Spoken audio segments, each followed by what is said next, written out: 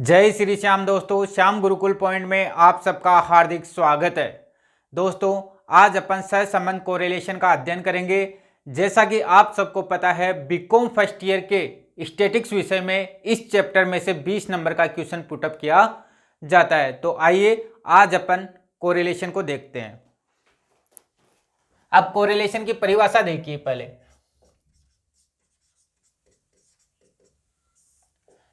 जब किसी समंग श्रेणी के परिवर्तन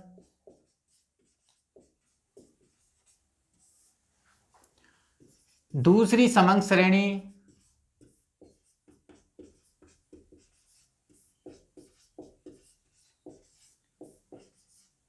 के परिवर्तनों से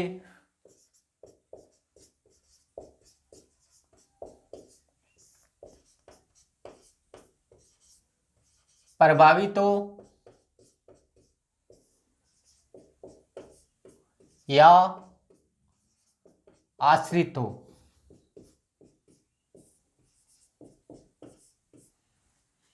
तो इस परस्पर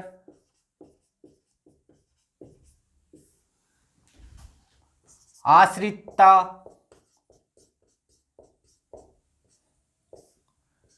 को ही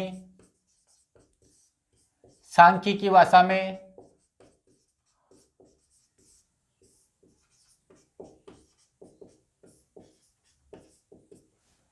सहसंबंध कहते हैं।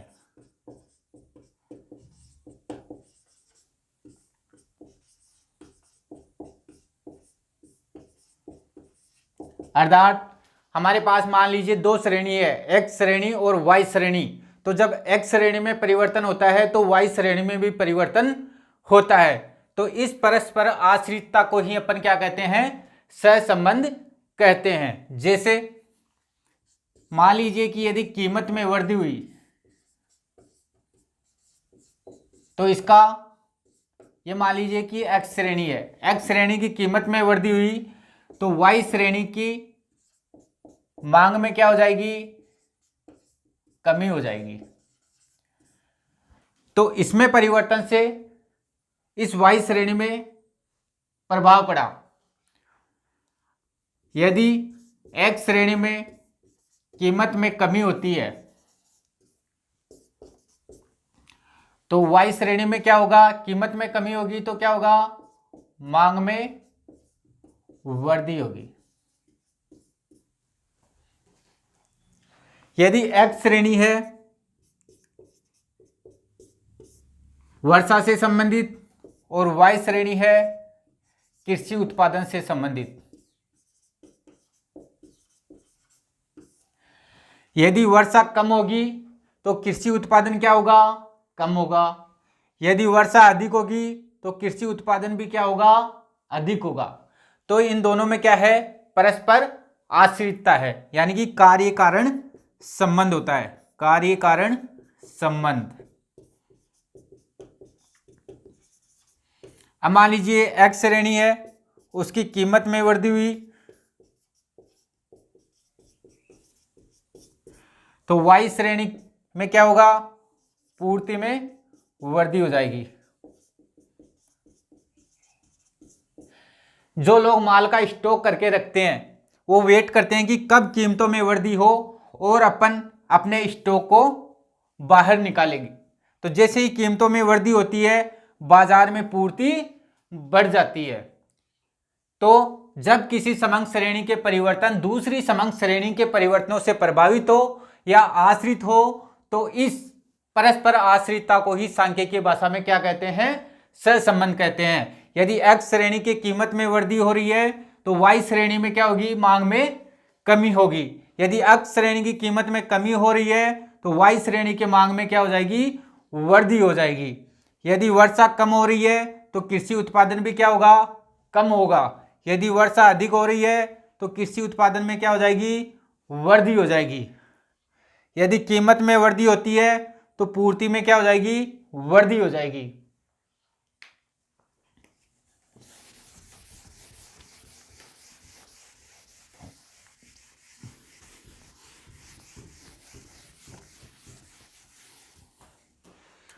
अब देखिए सहसंबंध के मूल तत्वों का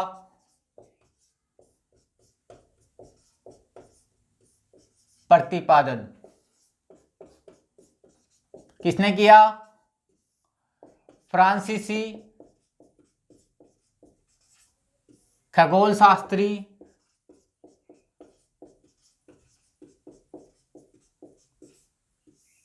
ब्रावेस ने किया।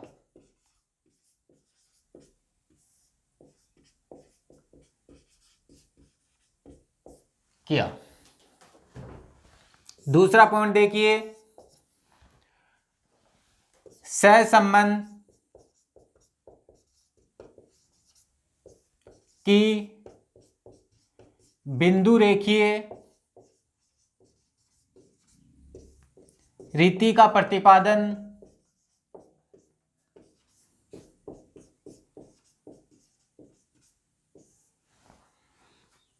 सर फ्रांसिस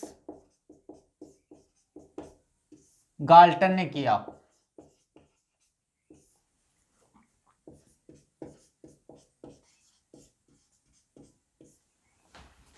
अगला देखिए, सहसंबंध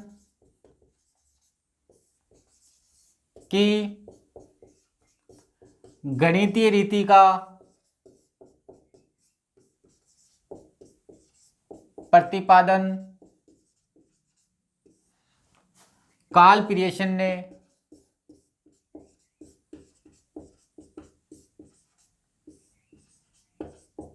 किया। और आधुनिक सहसंबंध का जनक किसे कहा जाता है? तो आधुनिक सहसंबंध का जनक कार्ल पियर्सन को कहा जाता है।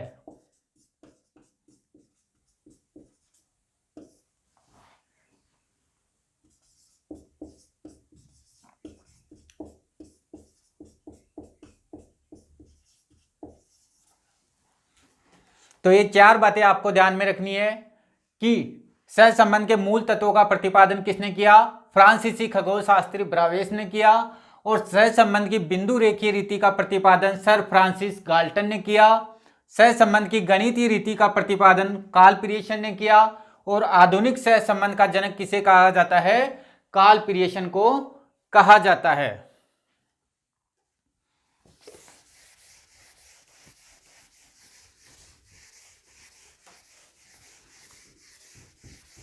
अब अपन देखेंगे सहसंबंध के प्रकार। उससे पहले मैं बता दूं आपको, सहसंबंध का मान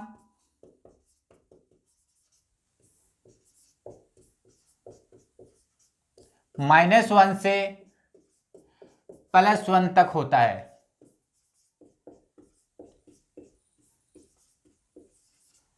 यानी जो आपका आंसर आएगा सहसंबंध का वो -1 से +1 के बीच में ही आएगा। और सहसंबंध को R से व्यक्त करते हैं। सहसंबंध को R से व्यक्त किया जाता है।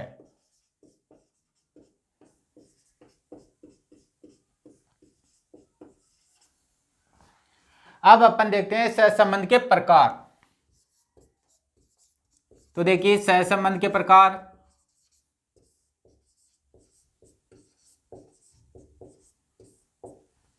पहला है धनात्मक सहसंबंध।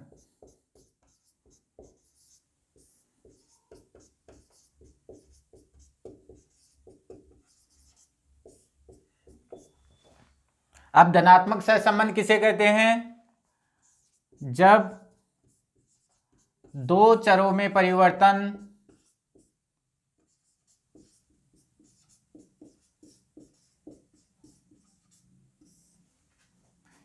एक ही दिशा में हो।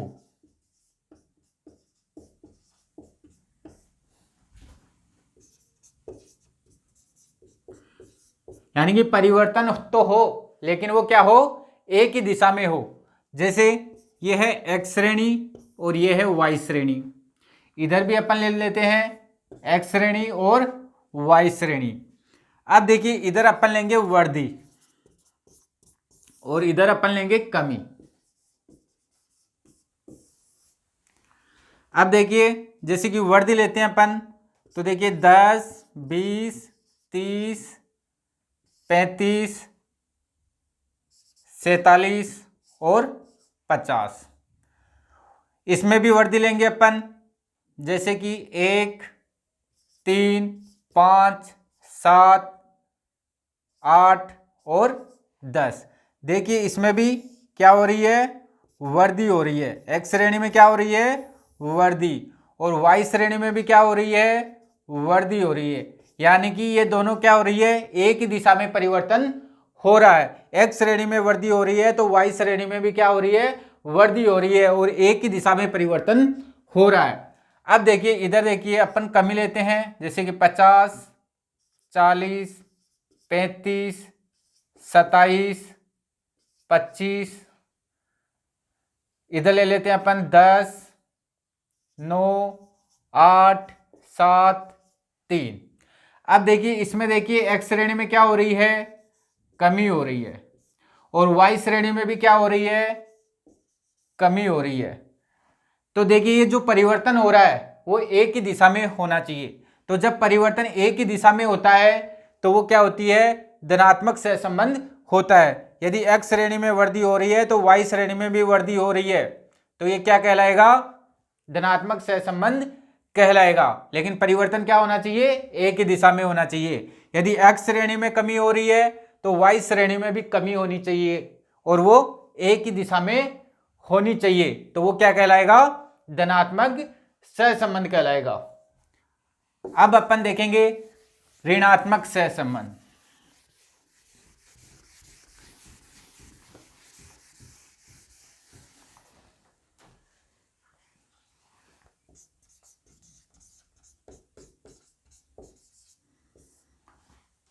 जब दो चरों में परिवर्तन विपरीत दिशा में हो,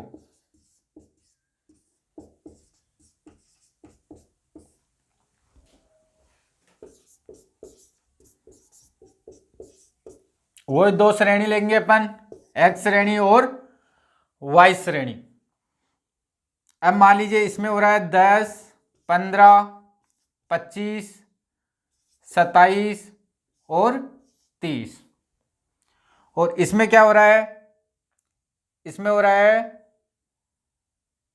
15, 14, 12, 6 और 3।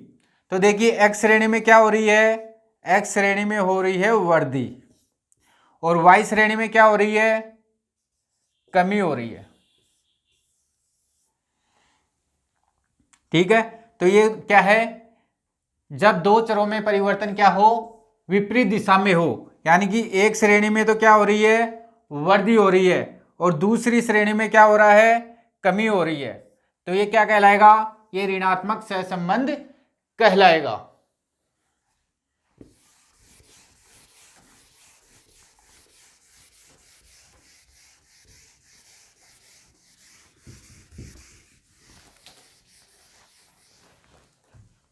अब अपन लेते हैं सहसंबंध की मात्रा।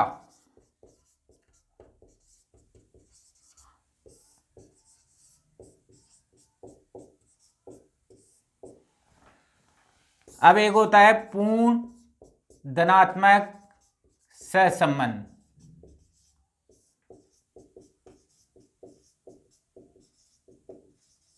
मात्रा से मतलब है सहसंबंध का मान कहां से कहां तक होता है, -1 से +1 तक होता है। तो पूर्ण धनात्मक संबंध कब कहलाएगा, जब इसका मान क्या हो, +1 हो, तब ये क्या कहलाएगा, पूर्ण धनात्मक सहसंबंध। जब दो चरों में परिवर्तन समान अनुपात में हो, समान अनुपात में हो,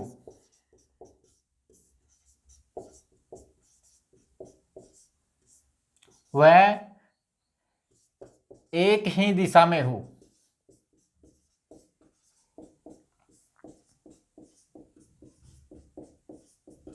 इसका मान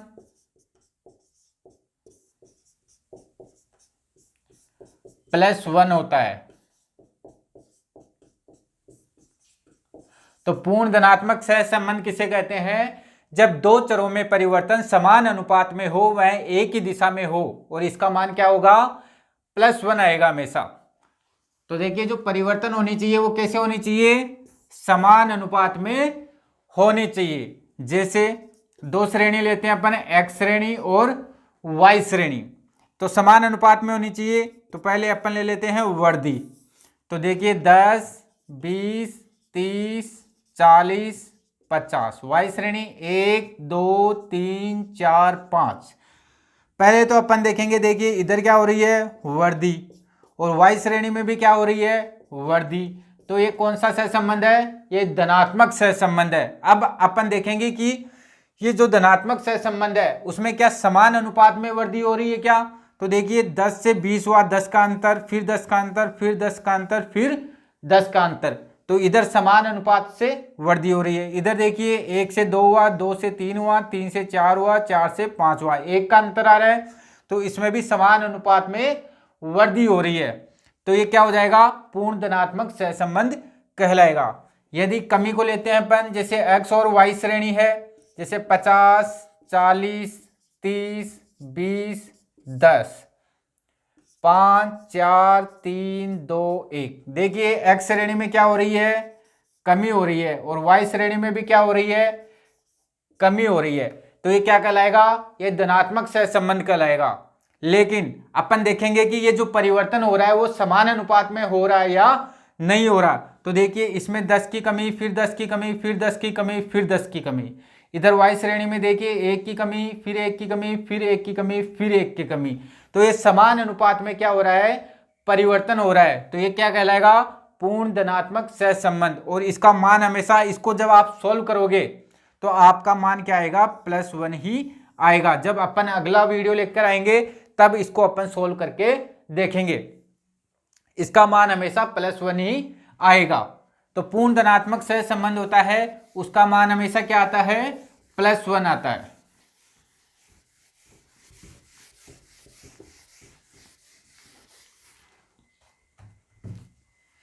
अब देखिए पूर्ण ऋणात्मक सहसंबंध।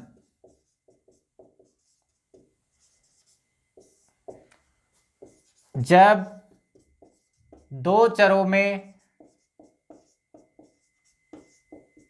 परिवर्तन समान अनुपात में हो,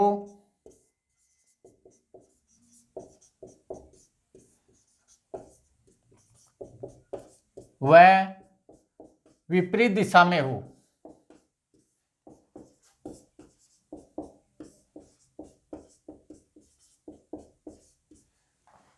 इसका मान -1 होता है।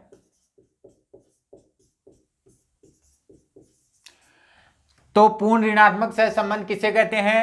जब दो चरों में परिवर्तन समान अनुपात में हो, वह विपरीत दिशा में हो, तो इसका मान -1 होता है। विपरीत दिशा में कैसे?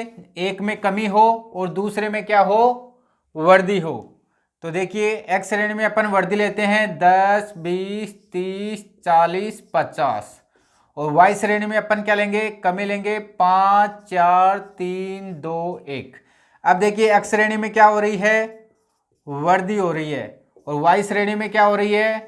कमी हो रही है। तो ये विपरीत दिशा में हो रहा है, तो ये क्या कहलाएगा? ऋणात्मक सहसंबंध कहलाएगा। अब अपन देखेंगे कि यह जो वृद्धि और कमी है वो समान अनुपात में हो रही है या नहीं हो रही। देखिए पहले 10 की वृद्धि, फिर 10 की वृद्धि, फिर 10 की वृद्धि, और फिर 10 की वृद्धि। अब देखिए 1 की कमी, फिर 1 की कमी, फिर 1 की कमी, फिर 1 की कमी। तो ये जो कमी और वृद्धि हो रही है वो समान अनुपात में हो रही है, और जब समान अनुपात में वृद्धि या कमी हो और विपरीत दिशा में हो तो इसका मान क्या होता है, -1 होता है, और ये क्या कहलाता है, पूर्ण ऋणात्मक सहसंबंध कहलाता है। इसका मान हमेशा -1 ही आएगा। इसको भी अपन अगले वीडियो में इसको सॉल्व करके देखेंगे। अब देखिए सहसंबंध की मात्रा, अपन एक सारणी बनाते हैं, इसमें लेते हैं अपन सहसंबंध की मात्रा, इधर लेंगे अपन धनात्मक सहसंबंध और इधर लेंगे अपन ऋणात्मक सहसंबंध। अब देखिए सहसंबंध की मात्रा, पूर्ण सहसंबंध,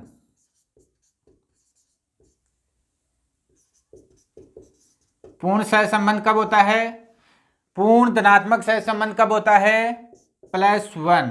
अभी बताया मैंने थोड़ी देर पहले कि पूर्ण धनात्मक सहसंबंध कब होगा, जब उसका मान +1 होता है, और पूर्ण ऋणात्मक सहसंबंध कब होगा, जब उसका मान -1 होता है। अब देखिए उच्च स्तर का सहसंबंध कब होगा, जब इसका मान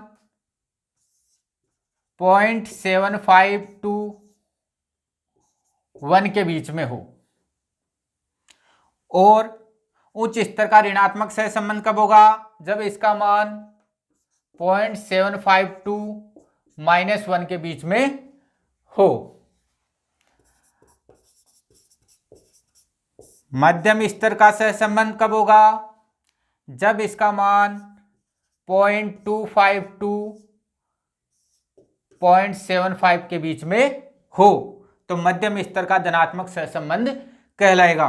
और जब इसका मान -0.25 to -0.75 के बीच में हो तो ये ऋणात्मक सहसंबंध कहलाएगा। कौन सा, मध्यम स्तर का। एक होता है न्यून स्तर का सहसंबंध।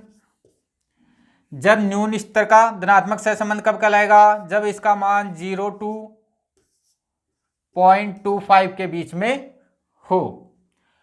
और न्यून स्तर का ऋणात्मक सहसंबंध कब कहलाएगा, जब इसका मान 0 to -0.25 के बीच में हो। और अनुपस्थित कब होगा, सहसंबंध अनुपस्थित कब होगा, जब इसका मान क्या हो, 0 हो।